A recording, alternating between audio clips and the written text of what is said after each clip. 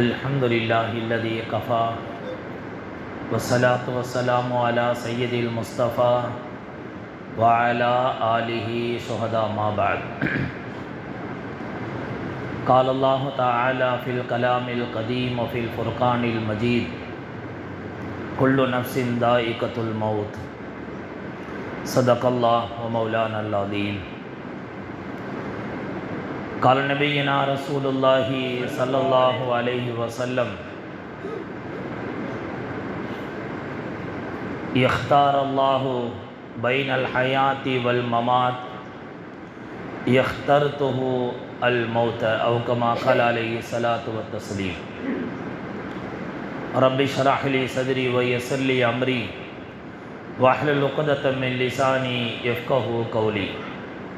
سبحانك لا علم لنا إلا ما علمتنا إنك أنت العليم الحكيم.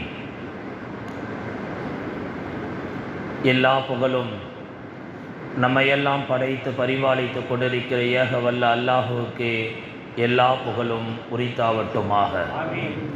அவனால் அனுப்பப்பட்ட எம்பெருமானார் நபிகள் நாயகம் ஸல்லல்லாஹு அலைஹி வஸல்லம் அவர்களின் மீதும் அவர்களுடைய சத்திய வாழ்க்கையை நமக்கெல்லாம் வாழ்ந்து காட்டிய சத்திய சஹாபாக்கள், தாபீன்கள், தபா தாபீன்கள், சுஹதாக்கள், சாலிஹீன்கள், நாதாக்கள், குறிப்பாக அல்லாஹ்னுடைய இந்த இறை இல்லத்தில் குழுமை இருக்கிற நம்மின் மீதும் வர இருக்கிற தொழுகையாளிகள் எல்லோரின் மீதும் அல்லாஹுவின் வற்றா கருணை என்றென்றும் நின்று நிலவட்டுமாக. ஆமீன் ஆமீன் யா ரப்பல் ஆலமீன். கண்ணியத்திற்குரிய அல்லாஹுவின் நல்லடியார்களே, புனிதம் நிறைந்த ரபியுல் அவ்வல் மாதத்தினுடைய சிறப்பு வாய்ந்த ஜுமாவினுடைய நாட்களில் நாம் இருக்கிறோம். ரபியுல் அவ்வலினுடைய இந்த நாட்களில் பெருமானாரை குறித்து பேசுவதும் பெருமானாரை குறித்து நாம் அறிந்து கொள்வதும் மிக முக்கியமான. அந்த குழந்தையை வெளியே அனுப்பிடு, விளையாடிட்டே இருக்கக்கூடாது. பெருமானாரை குறித்து பேசுவதும் பெருமானாரை குறித்து அறிந்து கொள்வதும் இந்த ரபியுல் அவ்வல் மாதத்தில் மிக பொருத்தமாக இருக்கும் என்ற அடிப்படையில் இந்த வாரம் நாயகம் ஸல்லல்லாஹு அலைஹி வஸல்லம் அவர்களுடைய பிரிவை குறித்து, அவர்களுடைய மரண நாட்களில் கடைசி 2-3 நாட்களில் நடந்த நிகழ்வினை குறித்து வரலாற்று ஆசிரியர்கள் கண்ணீரோடு சொல்கிற பல்வேறு தகவல்களை இந்த வார ஜுமாவில் நாம் அறிய கடமைப்பட்டிருக்கிறோம். பெருமானார் ஸல்லல்லாஹு அலைஹி வஸல்லம் 63 ஆண்டு கால வாழ்க்கை, அதிலே 40 வயதில் நபி பட்டம் பெருமானாருக்கு அல்லாஹ் தருகிறார். 23 ஆண்டு கால இஸ்லாமிய பிரச்சார வாழ்க்கை,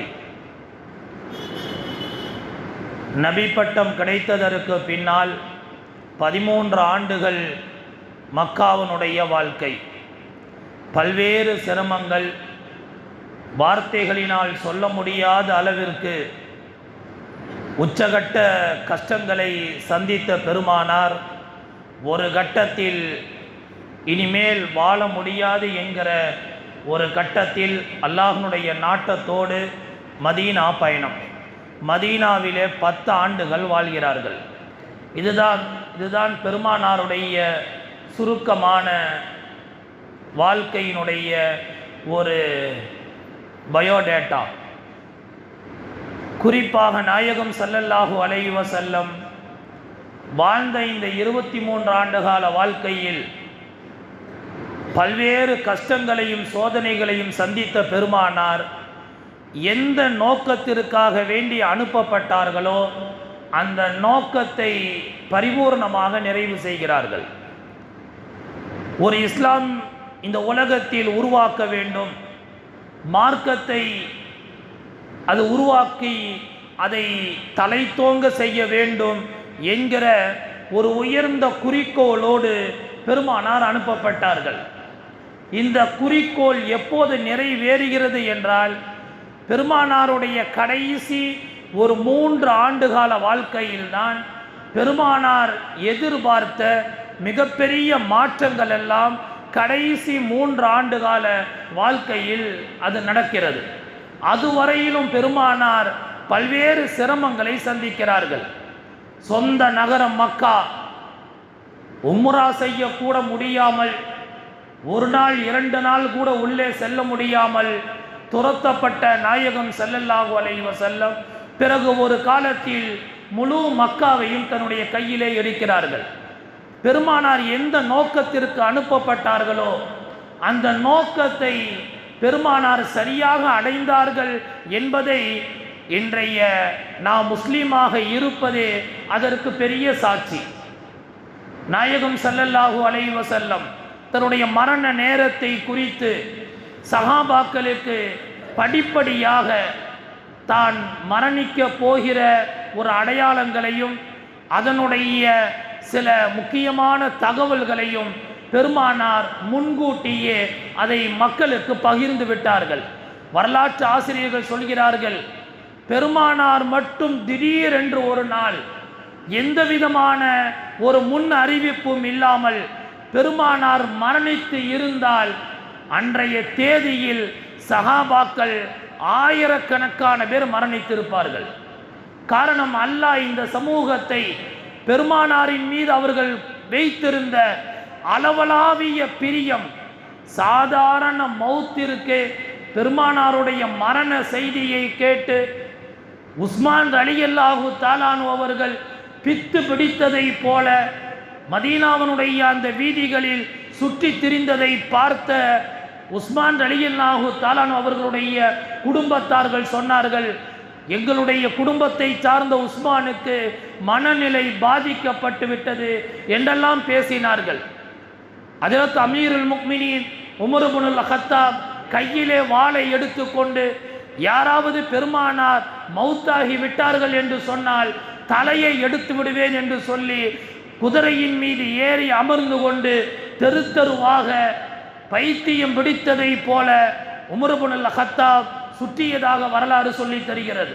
எத்தனையோ சஹாபாக்கள் பெருமானாருடைய அந்த மரணம் ஏற்கனவே அதை குறித்து சொல்லப்பட்டு அந்த செய்தியை கூட தாங்க முடியாமல் எத்தனையோ சஹாபாக்கள் மூர்ச்சையானார்கள் என்று வரலாற்றை பார்க்கிறோம். பெருமானாருடைய இந்த மரணம் எப்படியெல்லாம் கட்டமைக்கப்பட்டது, எப்படியெல்லாம் அல்லாஹ் இந்த சமூகத்திற்கு நாயகத்தினுடைய மரண தகவலை அல்லாஹ் கொண்டு போய் சேர்த்தான் என்கிற வரலாற்றை பார்க்கிற போது ஹிஜ்ரி 9ஆம் ஆண்டு குர்ஆனுடைய ஒரு வசனம் இறங்கியது. ஏறக்குறைய குர்ஆனுடைய சட்ட திட்டங்களுடைய வரிசையில் அந்த வசனம் தான் கடைசியான வசனம். அல் யௌம அக்மல்து லக்கும் தீனக்கும் வ அத்மம்து அலைக்கும் வ ரதீது லக்குமுல் இஸ்லாம தீனா. இன்றைய நாளில் உங்களுடைய மார்க்கத்தை நான் பரிபூரணப்படுத்திவிட்டேன், உங்களுடைய மார்க்கத்தை நான் பொருந்தி கொண்டேன் என்கிற வசனம் மதீனாவில் பெருமானார் இருக்கிற போது அந்த வசனம் இறக்கப்பட்டது. உடனே மஸ்ஜிது நபவியில் இருந்த தோழர்களை அழைத்து பெருமானார் சொன்னார்கள், குர்ஆனுடைய சட்டம் இத்தோடு முடிந்து விட்டது, இதுவரையிலும் எது இறக்கப்பட்டதோ அதுதான் மார்க்கம், இத்தோடு மார்க்கத்தை அல்லாஹ் பரிபூரணப்படுத்தி விட்டான் என்று சொன்னபோது எல்லா சஹாபாக்களும் உச்சகட்ட சந்தோஷம் அடைந்தார்கள். அந்த நேரத்தில் ஹஜ்ரத் அபூபக்கர் சித்திக் ரலியல்லாஹு தஆலா அன்ஹு அவர்கள் மட்டும் இந்த வசனத்தை உள்ளார்ந்த முறையில் அணுகிய அபூபக்கர் சித்திக் ரலியல்லாஹு தஆலா அன்ஹு இந்த வசனத்தை கேட்டு அழ ஆரம்பித்து விட்டார்கள். சஹாபாக்கள் எல்லாம் சந்தோஷத்தோடு ஒவ்வொரு நேரம் ஒவ்வொரு வக்தும் கழிந்து போய்கொண்டே இருக்க, அபூபக்கர் ரலியல்லாஹு தஆலாவுடைய முகம் மட்டும் மாறுதல் அடைந்து கொண்டே இருந்தது. சில சஹாபாக்கள் அவர்களை அணுகி பேசிய போது பதில் சொல்லாமல் அவர்கள் தவிர்த்து கொண்டே வந்தார்கள். ஒரு கட்டத்தில் சில நெருக்கமான சஹாபாக்கள் அவர்களிடம் அமர்ந்து, உங்களுடைய முக மாற்றத்திற்கு என்ன காரணம் என்று கேட்க, அபூபக்கர் சித்திக் ரலியல்லாஹு தஆலா சொன்னார்கள், என்ன வசனம் இறங்கியது என்று திரும்ப கேட்டார்கள். சொன்னார்கள், அல்யௌம அக்மல்து லக்கும் தீனக்கும். அந்த வசனத்தினுடைய அர்த்தம் என்ன என்று கேட்டார்கள். மார்க்கம் பரிபூர்ணமாகிவிட்டது என்று சஹாபாக்கள் விளக்கம் சொல்ல, ஹஜ்ரத் அபூபக்கர் சித்திக் ரலியல்லாஹு தஆலா சொன்னார்கள், மார்க்கம் பரிபூர்ணமாகி விட்டது என்பதனுடைய இன்னொரு பொருள் என்ன தெரியுமா? பெருமானார் நம்மை விட்டும் பிரிய போகிறார்கள்.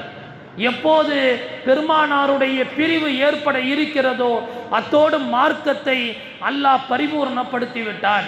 பெருமானார் நம்மை விட்டும் பிரிய போகிறார்கள், மரணமடைய போகிறார்கள் என்பதை இந்த வசனத்தில் இருந்து நான் உள்வாங்குகிறேன் என்று சொல்ல, சஹாபாக்களுடைய சந்தோஷம் அப்படியே நின்று போனது. தொழுகைக்கு வந்த பெருமானாரிடத்தில் அபூபக்கர் சித்திக் ரலியல்லாஹு தஆலா சொன்ன குர்ஆனுடைய வசனத்திற்கு விளக்கத்தை பெருமானாரிடம் சொன்னபோது நாயகம் சொன்ன வார்த்தை புகாரியில் இருக்கிறது. இன்ன லிகுல்லி ஆயத்தின் லஹரன் வ பத்னா. ஒவ்வொரு வசனத்திற்கும் வெளிப்படையான ஒரு பொருள் இருக்கிறது, உள்ரங்கமான ஒரு பொருள் இருக்கிறது. வெளிரங்கமான பொருளை பார்த்து நீங்கள் சந்தோஷம் அடைந்தீர்கள். குர்ஆனுடைய உள்ரங்கமான ஆயத்தை அறிந்து அபூபக்கர் கவலை அடைந்திருக்கிறார். உண்மையில் அபூபக்கர் என்ன சொன்னாரோ அதுதான் சத்தியம். அல்லாஹ் என்னுடைய முடிவை அல்லாஹ் அறிவித்து விட்டார். அப்போதிருந்து சஹாபாக்களுக்கு இதுவரையிலும் இருந்த எல்லா சந்தோஷங்களும் அப்படியே மாறி போய் பெருமானாரை சுற்றி நின்று கொண்டு, யா ரசூலல்லாஹ், உங்களை விட்டும் எப்படி நாங்கள் பிரிவது? இவ்வளவு தூரம் எங்களை பக்குவப்படுத்திய தங்களுடைய பிரிவை யா அல்லாஹ் எங்களுடைய கண்ணில் காட்டிவிடாதே என்று சஹாபாக்கள் அல்லாஹ்விடத்திலே இப்படி பிரார்த்தனை செய்தார்கள். யா அல்லாஹ், பெருமானார் மரணிப்பதற்கு முன்பாக எங்களுடைய மரணத்தை யா அல்லாஹ் எங்களுக்கு நீ தந்துவிடு.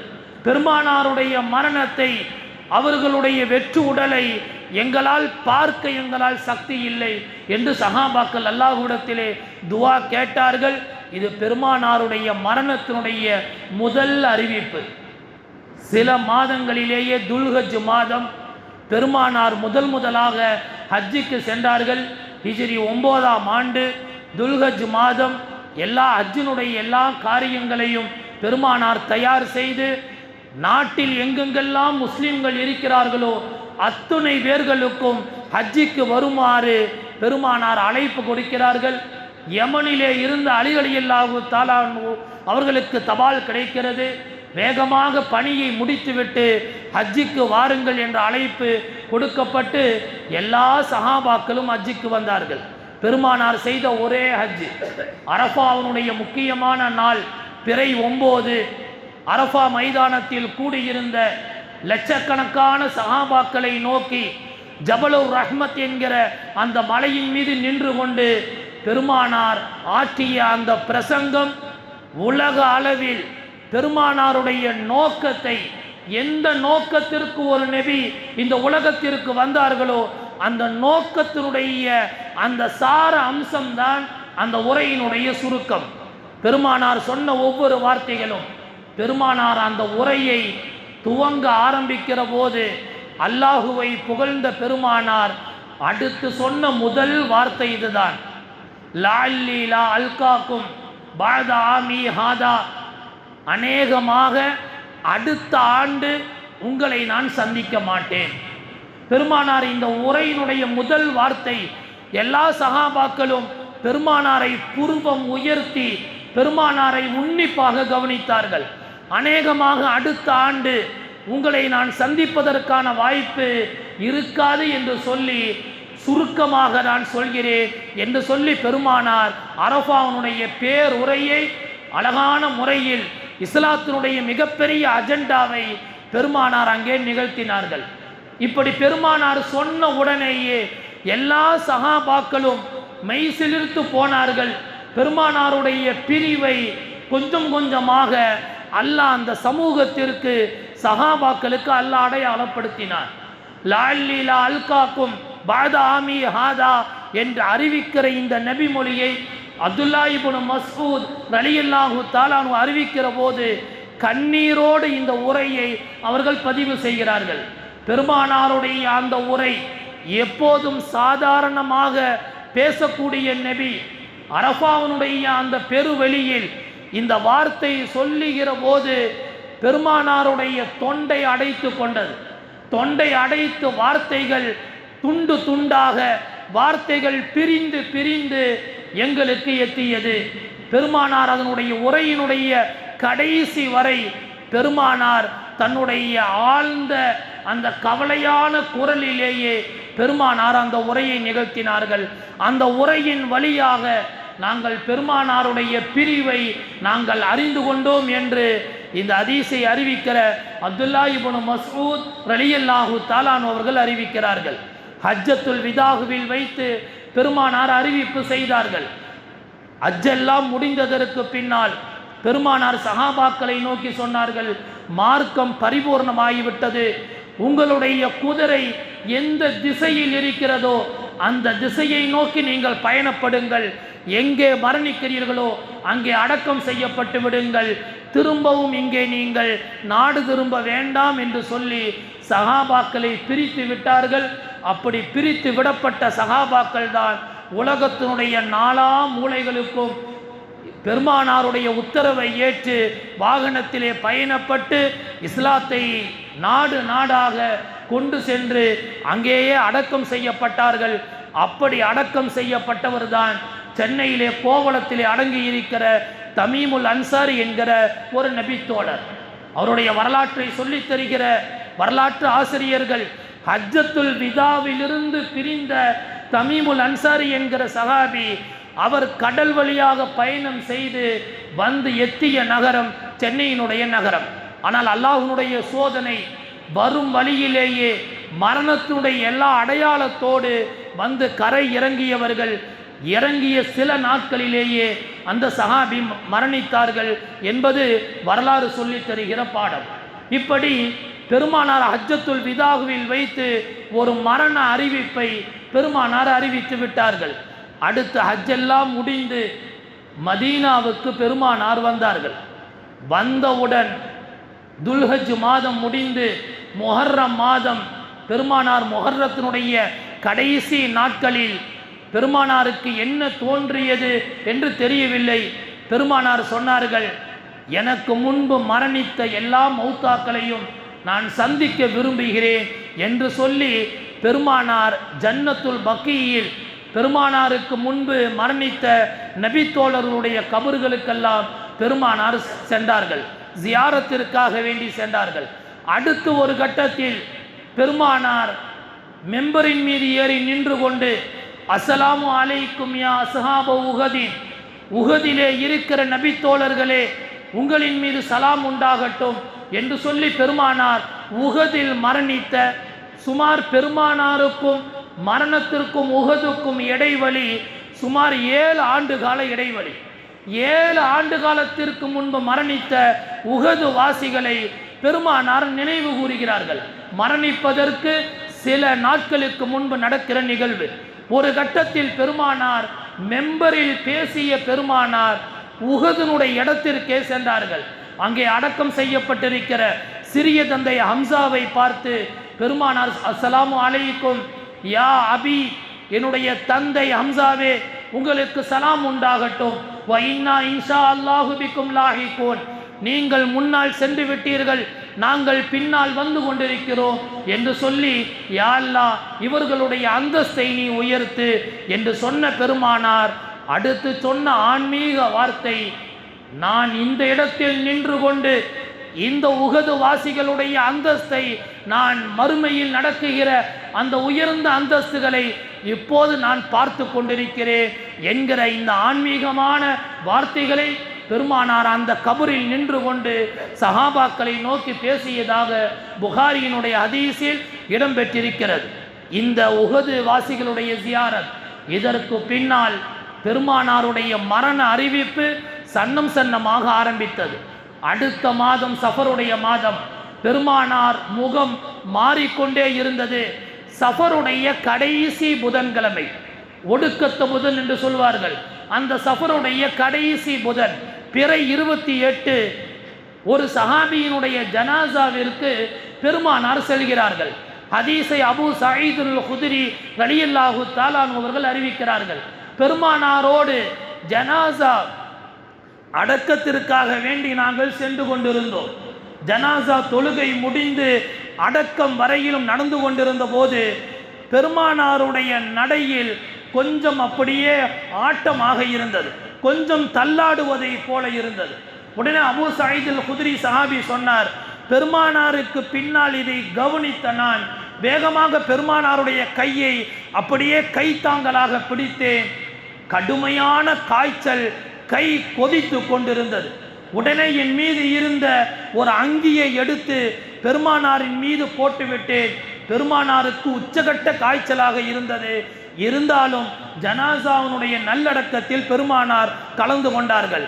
அடக்கம் முடித்து திரும்புகிற போது என்னை பார்த்து பெருமானார் சொன்னார்கள், என்னை வீடு வரை கைத்தாங்கலாக அழைத்து கொண்டு செல் என்றார்கள். உடனே அபூ சயீத் அல் குத்ரி பெருமானாருடைய கைத்தாங்கலாக பெருமானாரை பிடித்து கொண்டு வீட்டிற்கு கொண்டு போய் பெருமானாரை விட்டார்கள்.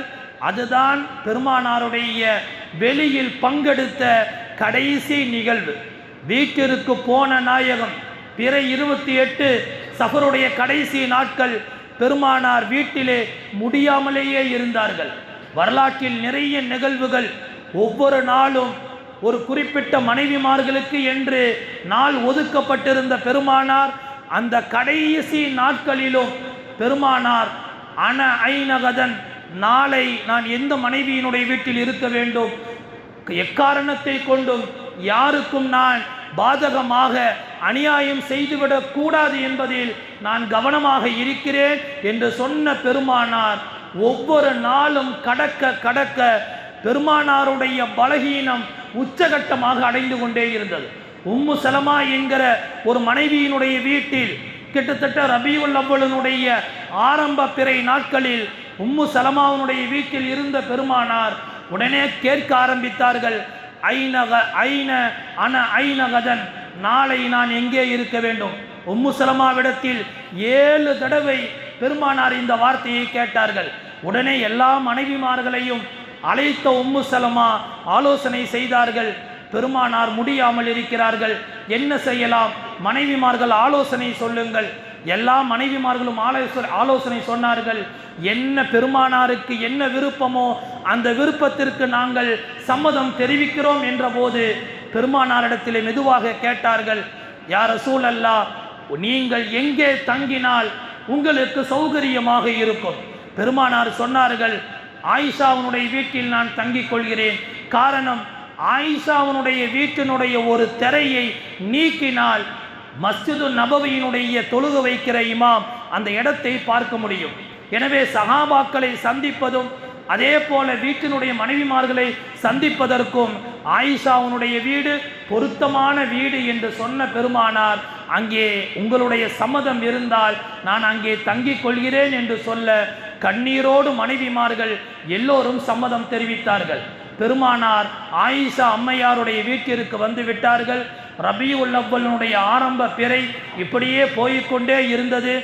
இவ்வளவு பலகீனமான சூழ்நிலையிலேயும் பெருமானார் தொலை வைப்பதிலிருந்து பெருமானார் விலகி கொள்ளவில்லை. ஒவ்வொரு நேர தொழுகையும் பெருமானார் நடத்தி கொண்டே இருந்தார்கள். உச்சகட்டமான காய்ச்சல் ஹதீஸிலே வருகிறது, ஒரு தடவை தொலை வைத்து கொண்டிருக்கிற போதே 3வது ரக்காத்திற்கு எழுந்து நிற்க வேண்டிய நாயகம் எழுந்து நிற்க முடியாமல் முட்டியை பிடித்து அப்படியே தளர்ந்து விட்டார்கள். ஒரு கட்டத்தில் 3வது ரக்காத் உட்கார்ந்தவாறே பெருமானார் தொலை வைத்தார்கள். தொலை வைக்கப்பட்டு கொண்டே இருந்தது. சரியாக ரபியுல் அவ்வல் பிறை 7 புதன்கிழமை பெருமானார் மகரிப் தொலை வைத்தார்கள். மக்ரிபினுடைய வசனத்தை பதிவு செய்கிற இமாம் புகாரி சொல்லி தருகிறார்கள். நீண்ட அத்தியாயத்தை மக்ரிபிலே பெருமானார் ஓதினார்கள். அதுதான் பெருமானார் ஓதி தொலை வைத்த கடைசி தொழுகை மக்ரிபினுடைய தொழுகை. வல் முர்சலாத்தி உர்ஃபா என்று ஆரம்பிக்கிற அந்த நீண்ட வசனம், கிட்டத்தட்ட 3 பக்கம் இருக்கிற அந்த அத்தியாயத்தை முழுவதுமாக ஓதி முடித்தார்கள். அதனுடைய கடைசி வசனம் ஃபபி ஐய ஹதீஸின் பஅதஹு யுக்மினூன், இவ்வளவு சொன்னதற்கு பிறகும் யார் ஈமான் கொள்ளாமல் இருக்க முடியும் என்கிற அந்த வசனத்தை பெருமானார் திரும்ப திரும்ப ஓதி அந்த மக்ரிப் தொழுகையை பெருமானார் நிறைவு செய்தார்கள். மக்ரிப் தொழுகை முடிந்து புதன்கிழமை பிறை 7 ரபியுல் அவ்வல் மக்ரிப் தொழுகை முடிந்து இஷா தொழுகைக்கு வீட்டிற்கு போன நாயகம், இஷாவினுடைய பாங்கு மஸ்ஜிது நபவியில் கொடுக்கப்பட்டது. எல்லா சஹாபாக்களும் சுன்னத்தை தொழுது ஃபர்லு தொழுகைக்கு எதிர்பார்த்து கொண்டிருக்கிற தருணம், பெருமானார் வருவார்கள் என்று எல்லா சஹாபாக்களும் காத்து கிடக்க, நேரங்கள் கடந்து கடந்து போய் ஹதீஸில் வருகிறது, இரவில் 3 நடுநிசி பகுதியை நாங்கள் அடைந்து விட்டோம். சுமார் 11 மணி அளவிற்கு அந்த சஹாபாக்கள் அடைந்து விட்டார்கள். பெருமானார் வருவதாக தெரியவில்லை. பிலால் ரலியல்லாஹு தஆலா அன்ஹு அவர்களை அழைத்து வீட்டிற்கு சென்று பெருமானாருடைய நிலைமையை அறிந்து நீ கேட்டுவிட்டு வா என்று சொல்லி அனுப்பினார்கள். வந்த பிலால் நேராக பெருமானாருடைய மனைவிமாரிடத்தில் அனுமதி கேட்டார்கள். உடனே வீட்டுக்குள் இருந்த ஃபாத்திமா அம்மையார் சொன்னார்கள், பிலாலை பார்த்து கடினமான ஒரு வார்த்தை சொன்னார்கள். என்ன பிலால், பெருமானார் இங்கே மூச்சு அவர்களுக்கு கிடைக்காமல் சிரமத்தோடு நாங்கள் இங்கே போராடி கொண்டிருக்கிறோம் என்று சொல்லி, பெருமானார் இப்போது நீ அழைக்க வேண்டாம், சென்று விடு என்றார்கள். அடுத்தடுத்து 3வது தடவை சஹாபாக்கள் திரும்ப திரும்ப அனுப்ப 3வது தடவை வந்தபோது ஃபாத்திமா அம்மையார் பெருமானாருடைய உண்மை நிலையை சொன்னார்கள். பெருமானார் இங்கே எங்களோடு எதுவும் பேசாமல், பெருமானாருடைய கண்கள் எல்லாம் மேலே சென்று இவர்கள் ஒது செய்கிறார்கள், ஆனாலும் தளர்ந்து வீழ்ந்து விடுகிறார்கள், என்ன செய்வது என்று எங்களுக்கு தெரியவில்லை என்று பிலாலிடம் சொல்ல, கேட்ட பிலால் அப்படியே மூச்சயர்ந்து அவர் அப்படியே விழுந்து விட்டார். நேரம் கடந்து கொண்டே இருக்கிறது, நடுநிசி நேரம் போய்விட்டது. 3 தடவையும் ஒது செய்த நாயகம் 3வது தடவை திரும்பவும் மயக்கத்தில் இருந்து விழித்த நாயகம் ஸல்லல்லாஹு அலைஹி வஸல்லம் கேட்டார்கள், இஷா தொழுகை நடைபெற்று விட்டதா என்று கேட்டார்கள். உடனே மனைவிமார்கள் சொன்னார்கள், யா ரசூலல்லாஹ், இதுவரையும் நடைபெறவில்லை என்றார்கள். அப்போதுதான் பெருமானார் சொன்னார்கள், அபூபக்கரை தொலை வைக்குமாறு நீங்கள் சொல்லுங்கள் என்று சொல்ல, உடனே பக்கத்திலே வந்த ஆயிஷா அம்மையார், யா ரசூலல்லாஹ், ஏற்கனவே உங்களுடைய பிரிவை தாங்க முடியாமல் அங்கே சஹாபாக்கள் எல்லாம் அழுது கொண்டிருக்க, என்னுடைய தந்தை உச்சகட்ட கவலையில் இருக்கிறார். இந்த கவலையான இந்த தருணத்தில் நீங்கள் நின்ற இடத்திற்கு பக்கத்திலே போனாலே என்னுடைய தந்தை தொலை வைக்க முடியாமல் அப்படியே சுருண்டு விடுவார், எப்படி அவரால் தொலை வைக்க முடியும், உமரை அனுப்பலாமா என்று ஆயிஷா அம்மையார் ஆலோசனை சொல்ல, ஒரு கட்டத்தில் பெருமானாருடைய முகம் அப்படியே செவந்து போய், யூசுப் நபிக்கு அந்த காலத்து பெண்கள் ஆலோசனை சொன்னதை போல சொல்கிறீர்களா, அல்லாஹ் ரசூலுடைய ஒரு நபியினுடைய உத்தரவை உதாசீனம் செய்யாதீர்கள் என்று கடிந்த பெருமானார் ஒரு கட்டத்தில் அபூபக்கர் ரலியல்லாஹு தஆலா அவர்களை தொலை வைக்குமாறு ஏவினார்கள்.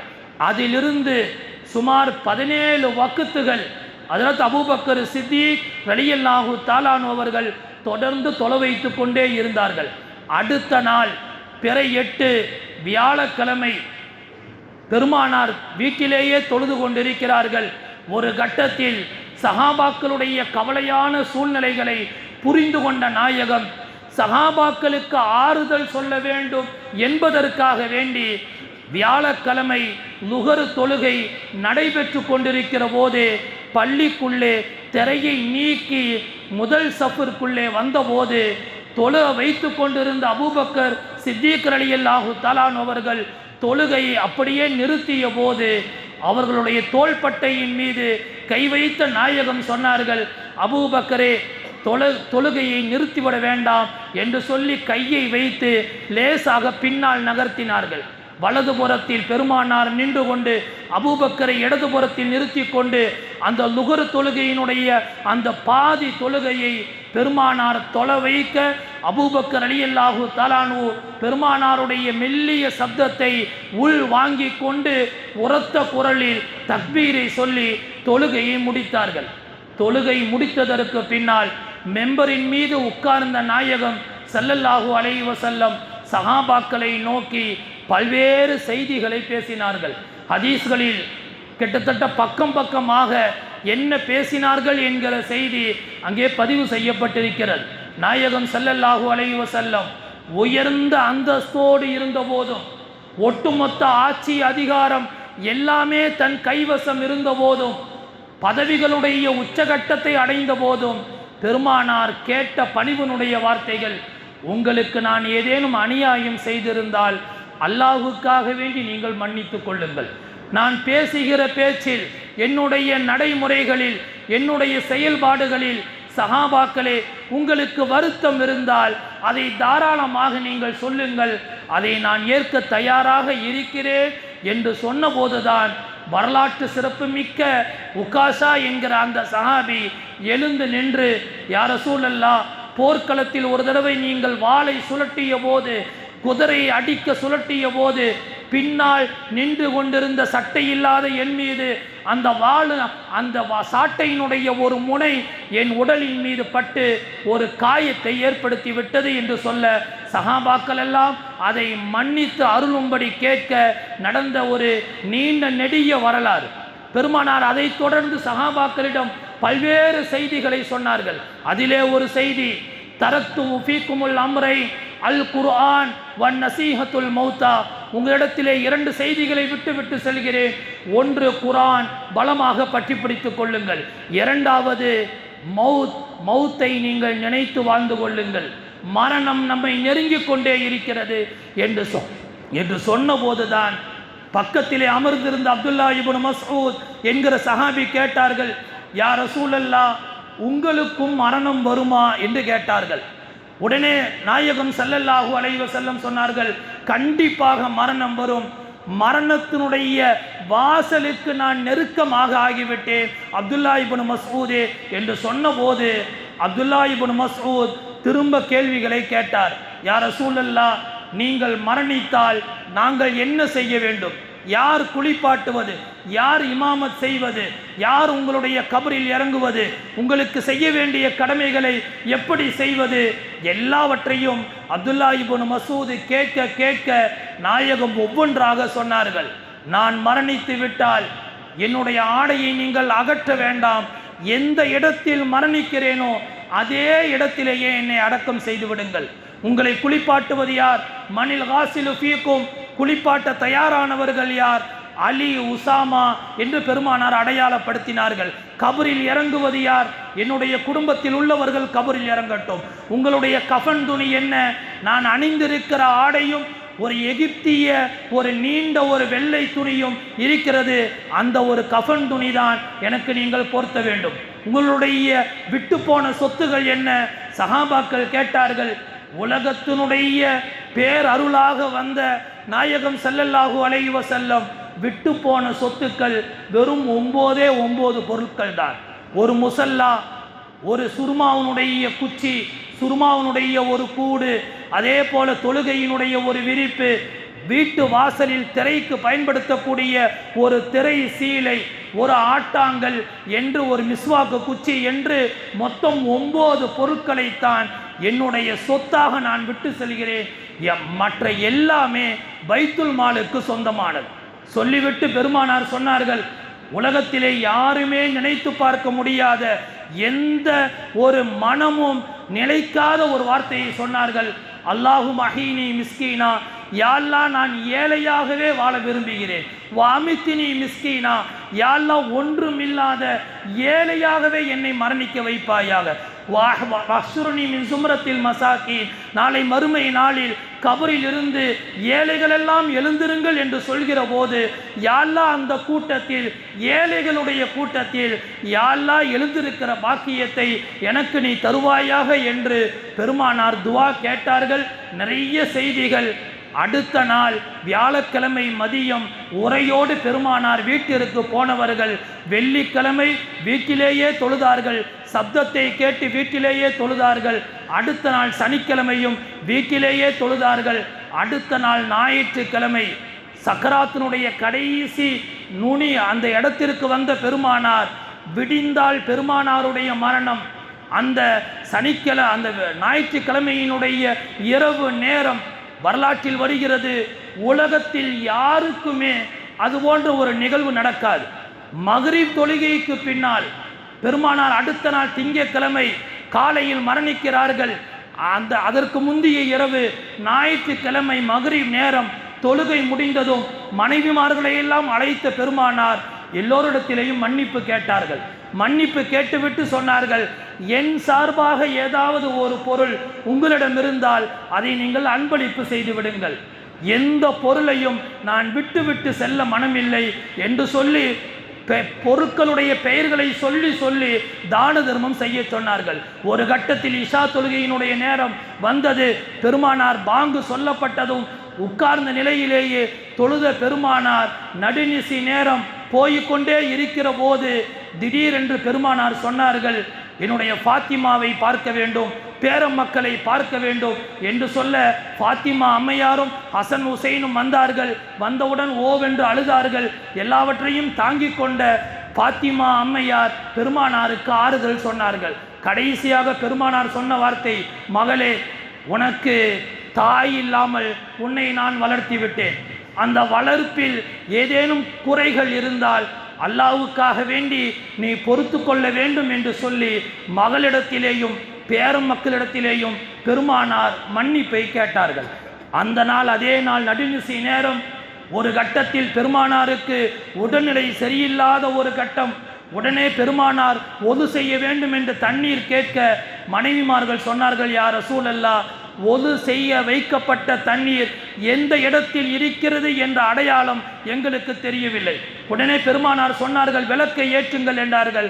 யா ரசூலல்லாஹ், விளக்கை ஏற்றுவதற்கு எந்த மண்ணெண்ணையும் இல்லை, விளக்கை ஏற்றுவதற்கு எந்த எண்ணெயும் இல்லை என்று சொல்ல, அந்த நடுநிசி இரவில் இரவு பொழுதில் அந்த தண்ணீரை தேடி கண்டுபிடித்து பெருமானாருக்கு ஒது செய்து வைக்கப்பட்டது. அடுத்த நாள் பெருமானார் மரணிக்கிற நேரம் சரியாக ரபியுல் அவ்வல் பிறை 12 காலை நேரம் பெருமானார் திரையை அகற்றி பார்த்தார்கள். சஹாபாக்கள் எல்லாம் ஃபஜ்ர் தொழுகையில் ஹஜ்ரத் அபூபக்கர் சித்திக் ரலியல்லாஹு தஆலா அன்ஹு தொழ வைக்க சஹாபாக்கள் எல்லாம் நின்றிருந்தார்கள். எல்லா சஹாபாக்களும் கலந்து கருப்பும் வெள்ளையும் பணக்காரர்களும் அடிமைகளும் எல்லோரும் சேர்ந்து நின்று தொழுகிற அந்த காட்சியை பார்த்த பெருமானார் வானத்தை நோக்கி கையை உயர்த்தி விட்டு சொன்னார்கள், யா அல்லாஹ், எந்த நோக்கத்திற்காக வேண்டி என்னை நீ அனுப்பினாயோ இதோ அந்த நோக்கத்திற்கு இந்த கூட்டத்தை, இந்த காட்சியை யா அல்லாஹ் நான் சாட்சியாக ஆக்குகிறேன் என்று சொல்லி பெருமானார் அந்த கூட்டத்தை சாட்சியாக ஆக்கினார்கள். பெருமானார் திரையை நீக்கி பார்த்ததை காலையில் பார்த்த சஹாபாக்கள் பெருமானார் தயாராகி விட்டார்கள் என்று நினைத்து கொண்டார்கள். ஆனாலும் திங்கட்கிழமை காலை ஃபஜ்ருக்கும் லுஹருக்கும் இடைப்பட்ட ஒரு 10 அல்லது 10:30 மணி வாக்கில் பெருமானாருடைய கடைசி அந்த மணித்துளி சக்கராத்தினுடைய அந்த நேரம் வந்தது. உடனே பெருமானார் மனைவிமார்களிடத்திலே சொன்னார்கள், அல்லாஹ் இரண்டையும் கொடுத்தான், துன்யா வேண்டுமா மறுமை வேண்டுமா என்று கேட்டான். நான் மறுமையே தேர்ந்தெடுத்து கொண்டேன், காரணம் நான் அல்லாஹுவை சந்திக்க விரும்புகிறேன் என்று சொல்லிவிட்டு அல்லாஹும்ம பி ரஃபீக்கில் அலா கலிமாவை சொன்னதற்கு பின்னால், யா அல்லாஹ், உன்னோடு நான் வந்து கலந்து விடுகிறேன் என்கிற அந்த வார்த்தையோடு பெருமானாருடைய உயிர் பிரிந்தது. பெருமானார் திங்கட்கிழமை காலை பொழுதில் மரணித்த பெருமானார் அடுத்த நாள் செவ்வாய்க்கிழமை சஹருடைய நேரத்தில் பெருமானார் அடக்கம் செய்யப்பட்டார்கள். அடக்கம் செய்யப்பட்ட அந்த பெருமானாருடைய மௌத்தை கேட்டதும் பெருமானார் மரணித்து விட்டார்கள் என்கிற அந்த தகவல் திங்கட்கிழமை முற்பகலில் சொல்லப்பட்ட அந்த வாக்கை கேட்டதும் எல்லா சஹாபாக்களும் நிலைகுலைந்து போனார்கள். சில சஹாபாக்கள் மூர்ச்சையானார்கள். இத்தனை காலம் தன்னுடைய உயிரினும் மேலான கருதிய பெருமானாருடைய பிரிவை தாங்க முடியாமல் சஹாபாக்கள் நிலைகுலைந்து போனார்கள். சஹாபாக்கள் சொல்லித் தருகிறார்கள், பெருமானாருடைய மௌத்தை கூட ஒரு கட்டத்தில் நாங்கள் தாங்கிவிட்டோம். ஃபாத்திமா அம்மையார் பேசிய ஒரு வார்த்தை தான் எங்களை அப்படியே நிலைகுலைய செய்துவிட்டது. பெருமானாரை சகர் நேரத்தில் அடக்கம் செய்து முடித்துவிட்டு ஃபஜ்ர் தொழுகைக்கு நாங்கள் பள்ளிக்குள் வந்தபோது வழியில் நின்றிருந்த ஃபாத்திமா அம்மையார் எங்களை பார்த்து கேட்டார்கள். பிலால் ரலியல்லாஹு தஆலா அவர்கள் இந்த ஹதீஸை அறிவிக்கிறார்கள். பிலால் ரலியல்லாஹு தஆலா அவர்கள் அறிவிக்கிறார்கள், அடக்கம் செய்து முடித்து வருகிற போது ஃபாத்திமா அம்மையார் என்னை நோக்கி, யா பிலால், ஓ பிலாலே, உங்களுடைய மனதெல்லாம் கல்லாக ஆகிவிட்டதா? உங்களுடைய உள்ளங்கள் எல்லாம் உறைந்து போய்விட்டதா? பெருமானாரை கபரிலே வைத்து உங்களுக்கு எப்படி மண் போட முடிந்தது என்கிற அந்த வார்த்தை கேட்டவுடன், ஃபாத்திமா நாயகியினுடைய வார்த்தையை கேட்டவுடன் பிலால் ரலியல்லாஹு தஆலா அவர்கள் சொன்னார்கள், அங்கிருந்த அத்தனை சஹாபாக்களும் அப்படியே நிலைகுலைந்து போனோம் என்று ஹஜ்ரத் பிலால் ரலியல்லாஹு தஆலா அவர்கள் அறிவித்து தருகிறார்கள். பெருமானாருடைய பிரிவு இந்த உலகத்தினுடைய பேரொளியாக யாருடைய மரணத்தை குறித்தும் இவ்வளவு துக்கமும் நமக்கு இருக்காது. இருந்தாலும் பெருமானார் ஸல்லல்லாஹு அலைஹி வஸல்லம் உலகத்தில் யார் மரணித்தாலும் 3 நாளைக்கு மேல் துக்கம் அனுஷ்டிக்க கூடாது என்று பெருமானார் சொல்லி இருக்கிற காரணத்தினால் பெருமானார் பிறந்த அந்த ரபியுல் அவ்வல் பிறை 12 பெருமானார் மரணித்திருந்தாலும் துக்கம் அனுஷ்டிக்க கூடாது என்று பெருமானார் சொன்னதின் காரணமாக பெருமானார் பிறந்த அதே நாளில் பெருமானார் மரணித்திருக்கிறார்கள். பிறப்பை நாம் கொண்டாடுகிறோம், பெருமானாரை பிரியப்படுகிறோம். பெருமானாரை மானசீகமான முறையில் பெருமானாரை பிரியப்பட்டு அவர்களுடைய சுன்னத்தான வாழ்க்கையை பின்பற்றி நாளை மறுமை நாளில் பெருமானாரோடு சொர்க்கத்தில் சங்கமமாகிற நல்ல நசீபை பாக்கியத்தை வல்லோன் அல்லாஹ் நம் எல்லோருக்கும் வழங்கி அருள் புரிவானாக.